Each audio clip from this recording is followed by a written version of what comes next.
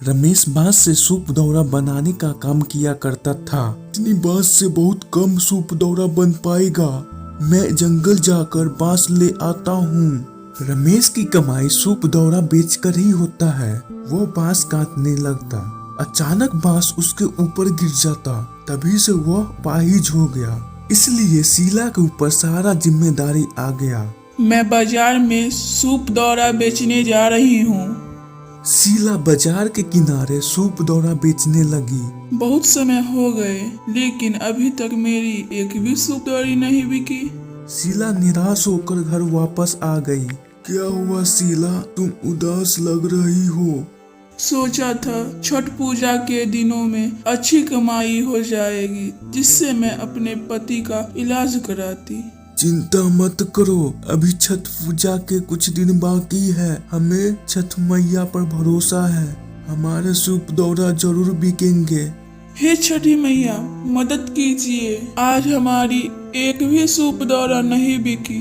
अगले दिन शीला फिर से सूप दौरा बेचने चली गई। बहन जी, छठ मैया के नाम पर कुछ खरीद लो। सुबह से कुछ नहीं बिकी है। भैया जी कुछ ले लो। नहीं नहीं, ये तो बहुत पुराने हो चुके हैं। नहीं लेना तुम्हारी सूप टोकरी। फिर शाम में शीला निराश होकर वापस आ गई। 2 दिन बाद छठ पूजा है। कल कमाई नहीं हुई तो हम गरीबों का छठ पूजा कैसे होगा। सुबह हो गया। रमेश सो रहा था। शीला सुबह सुबह अपने सूप दौरा लेकर बाजार पहुंच गई। वहां बैठे बैठे शीला को सुबह से शाम हो जाता। शीला के पास से लोग गुजरते, लेकिन कोई भी एक भी सामान नहीं खरीदता। हे मैया, कल से छठ का पूजा है, आप मेरी और परीक्षा नहीं लीजिए। तभी वह फिर बिना कुछ बेचे घर जा रही थी। अचानक वह बेहोश होकर गिर जाती। हे देवी, आप अपने भक्त से और परीक्षा मत लीजिए। वह भूखी प्यासी बेहोश पड़ी है। मैं अपनी भक्त की विश्वास को डगमगाने नहीं दूंगी। जो कोई भक्त मुझे प्रेम और श्रद्धा से याद करेगा, मेरा आशीर्वाद सदैव उसके साथ रहेगा। तभी मैया एक औरत का रूप लेकर शीला के पास पहुंचती है और शीला के सर पर हाथ देती है। कौन है? मुझे क्या हो गया था? तुम मुझे अपनी माँ ही समझो। मैं बाजार से सूप खरीदने जा रही थी, तभी मेरी नजर तुम पर पड़ी और मैं तुम्हारे पास आई।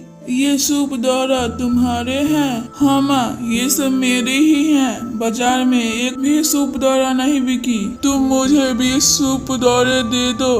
बेटी, इस सारे सामान के कितने रुपये हुए? माँ, आपने जरूरत पर मेरी मदद की है। आप इच्छा अनुसार कुछ भी दे दीजिए।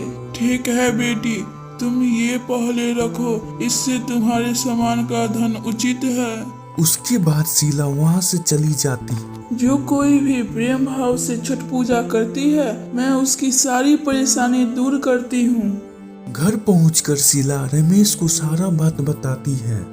जैसे ही शीला पोटली खोलती है, वो हैरान हो जाती है। इतने सारे सोने के सिक्के! वो बूढ़ी अम्मा कौन थी? कहीं देवी मैया तो मेरी मदद करने तो नहीं आई थी? तुम सही कह रही हो शीला, सच में देवी मैया ही आज तुम्हारी मदद के लिए आई थी।